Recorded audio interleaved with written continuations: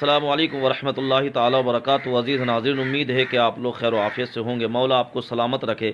Islamic scholar علامہ مفتی سلمان اظہری صاحب قبلہ کی بہت اچھی تقریر ہم سنتے ہیں، آئیے آپ بھی سنیے جی لگا کر، بہت ہی مزہ آئے گا۔ یہ خیبر کیا ہے، جنگ خیبر کیا ہے، اس کے متعلق میں تھوڑی سی باتیں عرض کرتا ہوں۔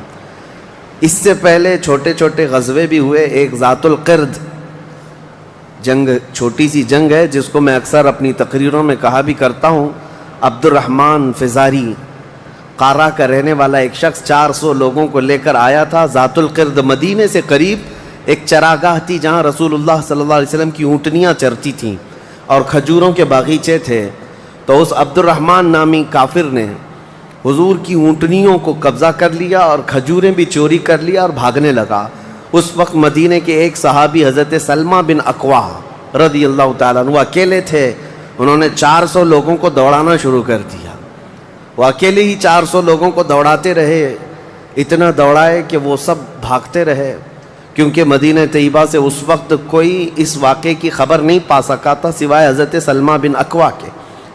ان کو رسول اللہ صلی اللہ تعالیٰ علیہ وسلم کا عظیم سپاہی کہا جاتا ہے، سلمہ بن اکوا۔ یہ تیز دوڑتے اتنا تھے کہ عربی گھوڑا بھی ان کی دوڑ کو نہیں پکڑ پاتا تھا۔ اب یہ جب ان 400 لوگوں کو بھگاتے رہے اور اپنی تیروں سے ان کو نشانہ بناتے رہے، حیرت کی بات ہے جب بھی میں یہ واقعہ پڑھتا ہوں حدیثوں میں موجود ہے کہ 400 لوگ ایک آدمی سے ڈر کر بھاگ بھی رہے ہیں اور بھاگتے جا رہے ہیں اور یہ ان کو بھگاتے جا رہے ہیں۔ پہاڑیاں آ گئیں تو عبد الرحمن قارہ کا رہنے والا شخص پلٹ کر کے پوچھتا ہے، اے شخص تو کیوں دوڑا رہا ہے، ہمیں کیوں بھگا رہا ہے، کیا چاہتا ہے؟ حضرت سلمہ بن اکوا نے کہا، جب تک تمہاری جھولی میں مدینے کی ایک کھجور بھی باقی رہے گی میں تمہیں زندہ نہیں چھوڑوں گا، اور جب تک رسول اللہ کی اونٹنیاں تم نے قبضہ کی انہیں آزاد نہیں کرو گے میں تمہارا راستہ آزاد نہیں رکھوں گا۔ اور دوڑاتے رہے۔ کئی لوگ اس میں سے گھوڑے سے گر جاتے تھے، ان کی گردن پر یہ صرف پیر رکھتے وہ وہیں ٹھنڈا ہو جاتا، یہاں تک کہ وہ پہاڑیوں کے اوپر چڑھ گئے۔ عبد الرحمن نے اپنے ساتھیوں سے کہا کہ لوگوں ان کی ساری کھجوریں پھینک دو، جتنی چادریں ہیں بچھا دو اور جتنی اونٹنیاں ہیں انہیں چھوڑ دو، ورنہ یہ ہم میں سے کسی کو بھی زندہ نہیں چھوڑے گا۔ تو اس کی بات پر سارے لوگوں نے اپنی اپنی کھجوریں جو لوٹے تھے مدینے کے باغات سے سب چھوڑ دیا، اونٹنیاں بھی چھوڑ دیں، سب کو جمع کیا۔ حضرت سلمہ بن اکوا نے کھجوروں کو چادر میں اور تنہا وہ سارا مال اٹھا کر کندھے پر اور حضور کی اونٹنیاں ہانکتے ہوئے مدینے کی طرف لا رہے تھے، اکیلے آ رہے تھے۔ بیچ راستے میں پھر حضرت ابو قتادہ رضی اللہ تعالیٰ عنہ سے ملاقات ہوئی، پوچھا کہاں سے آ رہے ہو؟ تو حضرت سلمہ بن اکوا نے واقعہ کہہ کر کے سنایا، کہا کہ چلو رسول اللہ صلی اللہ علیہ وسلم راستے میں ہی ہیں۔ حضور سے ملاقات ہوئی، حضور نے کہا کہ تم صحیح سلامت آ گئے، ہمیں واقعے کی خبر پہلے سے مل گئی تھی۔ تو ابھی بھی کہنے لگے، یا رسول اللہ میں نے ان کو پانی تک پینے نہیں دیا، اگر آپ حکم فرمائیں تو ان سب کا پیچھا کر کے ان کو یہیں ختم کر دیں گے۔ نبی پاک صلی اللہ علیہ وسلم نے مسکرا کر فرمایا، تمہاری جو اونٹنیاں تھی، تمہارے جو کھجور تھے، اس کے تم مالک ہو گئے ہو، ان کا راستہ چھوڑ دو۔ تب یہ واپس آئے۔ حضرت سلمہ بن اکوا، اعلیٰ حضرت امام محمد رضا خان فاضل بریلوی رضی اللہ تعالیٰ عنہ نے اس روایت کو نقل فرمایا اور فرماتے ہیں سلمہ بن اکوا سے پوچھا گیا، تمہیں خوف نہیں تھا، ڈر نہیں تھا؟ 400 لوگوں کو اکیلے دوڑاتے چلے گئے، مدینے سے باہر بھی چلے گئے۔ تو جانتے ہیں کون سی طاقت تھی ان کے پاس، سلمہ بن اکوا کے پاس، جو ان کو خوف سے آزاد کر رکھی تھی؟ فرماتے ہیں ایک بار رسول اللہ صلی اللہ علیہ وسلم صحابہ سے بیعت لے رہے تھے، ہاتھ میں ہاتھ لے کر بیعت کر رہے تھے، تو سب حضور کے پاس ہاتھ دے رہے تھے، بیعت کر رہے تھے۔ حضور نے مجھ سے کہا، سلمہ بن اکوا آ جاؤ، تم بیعت کر لو میرے ہاتھ پر۔ میں نے عرض کیا، یا رسول اللہ پہلے ہی میں بیعت کر چکا ہوں۔ ایک بار وہ بیعت کر چکے تھے، حضور نے فرمایا دوبارہ کر لو، اس میں کیا حرج ہے؟ حضرت سلمہ بن اکوا کہتے ہیں میں نے دوبارہ حضور کے ہاتھ میں ہاتھ دیا، حضور نے بیعت کیا۔ تھوڑی دیر گزری تھی کہ صحابہ بیعت کر رہے تھے، حضور نے پھر پکارا، سلمہ بن اکوا بیعت کیوں نہیں کر لیتے؟ کہا، یا رسول اللہ میں نے 2 بار بیعت کی ہے۔ حضور نے فرمایا تیسری بار کر لو، کیا حرج ہے؟ وہ حضرت سلمہ بن اکوا کہتے ہیں میں نے اپنا ہاتھ رسول اللہ کے ہاتھ میں تیسری بار دیا اور بیعت کیا، اور اس کے بعد جب نکلا حضرت سلمہ بن اکوا کہتے ہیں مجھے اس ہاتھ پر اتنا بھروسہ تھا کہ دنیا کی ہر طاقت کو دھول چٹا سکتا تھا، کہ رسول اللہ کے ہاتھ میں دیا ہوا ہاتھ ہے۔ ان کے پاس جو بے خوف ہونے کے لیے کوئی دولت تھی نا، بے باک ان صحابہ کو اگر کوئی چیز بناتی تھی تو یہی چیز ہے عشق مصطفیٰ، محبت مصطفیٰ، جس کو بریلی کے امام نے فرمایا ہے خوف نہ رکھ رضا ذرا، تو ہے عبد مصطفیٰ، تیرے لیے امان ہے، تیرے لیے امان ہے۔ کسی شاعر نے کہا تھا کہ دیوان گانے عشق محمد کو دیکھ کر گھبرا گئی ہے گردش دوراں کبھی کبھی۔ حضور کے عاشقوں کو دیکھ کر کے دنیا کی طاقتیں بھی گھبرا جاتی تھیں کہ ان کے پاس ہے کون سی طاقت۔ تو یہ جو چھوٹی سی جنگ واقع ہوئی اس کو ذات القرد کہتے ہیں۔ اس کے 3 دن کے بعد ہی خیبر کی جنگ شروع ہو گئی تھی۔ اب خیبر پر ہم آتے ہیں۔ خیبر کیا ہے؟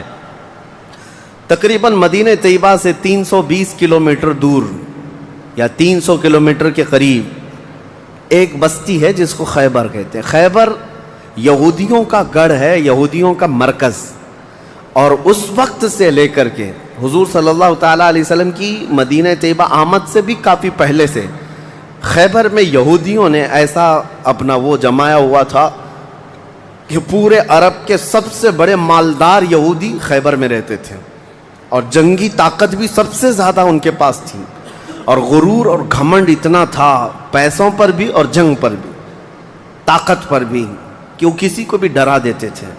اور جب سے نبی پاک صلی اللہ علیہ وسلم مدینہ طیبہ آئے، ان کی دشمنی اتنی بڑھ گئی تھی کہ آپ کو معلوم ہونا چاہیے کہ جو جنگ خندق ہوئی تھی اس کا واقعہ بھی میں نے تفصیل سے بتا دیا۔ مدینہ طیبہ جنگ خندق جس وجہ سے ہوئی اس کا سبب یہودی تھے۔ یہودیوں نے مکہ کے کافروں کو، مشرکوں کو، نجد کے کافروں کو، سب کو جمع کیا تھا اور پانی کی طرح پیسہ بہایا تھا جنگ میں۔ 12,000 لوگوں کو رسول اللہ کے خلاف اکٹھا کیا تھا یہودیوں نے۔ یہ خیبر کے یہودی تھے، کیونکہ نبی پاک صلی اللہ تعالیٰ علیہ وسلم جب تشریف لائے تھے 2 قبیلے یہودیوں کے مدینے میں آباد تھے، بنو نذیر اور بنو قریظہ۔ آپ کو میں نے سیرت کے بیان میں یہ بھی بتا دیا تھا، اور یہ دونوں قبیلوں نے حضور صلی اللہ علیہ وسلم کے ساتھ غداری کی تھی، وعدہ خلافی کیا، معاہدہ جو تھا اس کو توڑ دیا۔ اس کی وجہ سے ان یہودیوں کو جو مدینے میں رہتے تھے جلا وطن کر دیا گیا تھا، نکال کر باہر کر دیا گیا۔ تو جتنے مدینے سے نکالے ہوئے یہودی تھے وہ سب خیبر میں جا کر جمع ہو گئے تھے۔ خیبر میں جا کر کے ان لوگوں نے اڈا بنا لیا تھا، اور ڈیلی ان کی صرف اور صرف یہی منصوبہ بندی ہوتی تھی کہ محمد صلی اللہ علیہ وسلم اور ان کے ساتھیوں کو کیسے مارا جائے، کیسے قتل کیا جائے۔ کوئی بھی دور دراز سے اگر چھوٹی سی دشمنی رکھتا تھا رسول اللہ سے تو یہ یہودی خیبر کے پورا کا پورا مال ان کے پاس بھیجتے اور ان کو کھڑا کرتے کہ تم جاؤ، ہم سپورٹ میں ہیں، ہم سپورٹ کریں گے۔ ساری جنگوں میں مشرکوں کا سپورٹ کرتے تھے۔ اب میں آپ کو بتاؤں جن کے دلوں میں اتنا زہر بھرا ہوا تھا رسول اللہ صلی اللہ علیہ وسلم کی دشمنی کا، اب ان لوگوں نے دیکھا کہ یہ اب ان کی طاقت بڑھتی جا رہی ہے، اور بادشاہوں کو تک ان لوگوں نے اسلام پیش کر دیا، اور اسلام اب مکہ مدینے کا نہیں رہ گیا، اب تو ایران بھی چلا گیا ہے، مصر بھی چلا گیا ہے، حبشہ بھی چلا گیا ہے، یمن بھی چلا گیا ہے۔ تو ان کے پیٹ کا درد اور بڑھ گیا۔ ان لوگوں نے پھر اب فیصلہ کرنا شروع کیا کہ اب سارے لوگوں کو جمع کرتے ہیں۔ ایک قبیلہ تھا بنو غطفان، یہ مشرکوں کا قبیلہ تھا، اور وہ جنگی طاقت بہت زیادہ رکھتے تھے۔ اس وقت عرب میں وہ نڈر مانے جاتے تھے۔ یہودیوں نے ان کو بلا کر کے جنگ کا پلان کیا کہ مدینے پر اچانک چڑھائی کریں گے اور تہس نہس کر کے رکھ دیں گے، کسی کو خبر بھی نہ ہو، پورے مدینے کی اینٹ سے اینٹ بجا دیں گے۔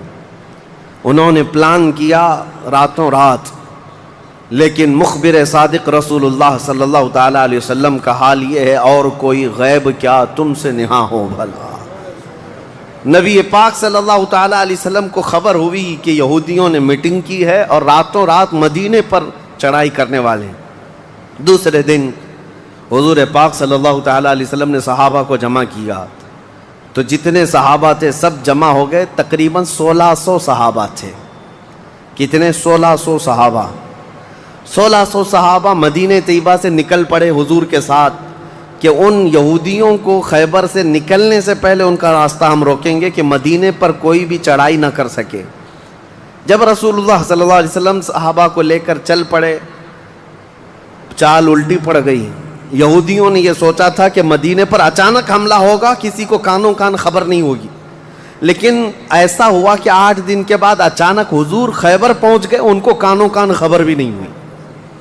نبی پاک صلی اللہ تعالیٰ علیہ وسلم صحابہ کے ساتھ جب پہنچے، صبح ہو رہی تھی، خیبر کی وادیوں میں حضور داخل ہو رہے تھے، تو یہودی اپنے اپنے کھیتوں میں کام کرنے کے لیے جا رہے تھے۔ جیسے ہی مدینے کی فوج کو دیکھا، ہیبت طاری ہو گئی، الٹے قدم اپنے قلعوں میں واپس بھاگتے رہ گئے اور چیخ مارتے رہ گئے کہ محمد بھی آئے ہیں اور مسلمان بھی آئے ہیں۔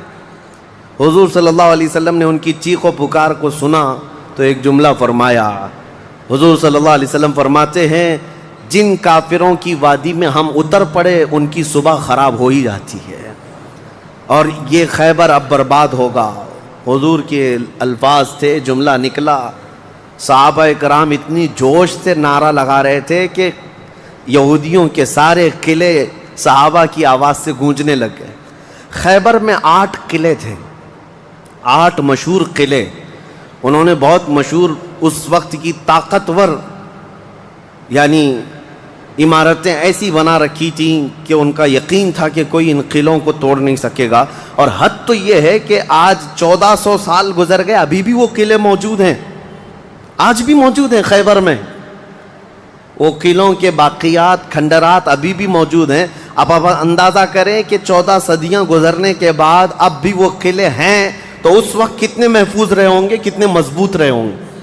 ان کو بڑا غرور تھا۔ 8 مشہور قلعے تھے، قلعہ ناعم، قلعہ نطات، قلعہ قموس، ان کے نام تھے الگ الگ۔ ہر قلعہ الگ الگ کاموں کے لیے استعمال ہوتا تھا۔ اب نبی پاک صلی اللہ تعالیٰ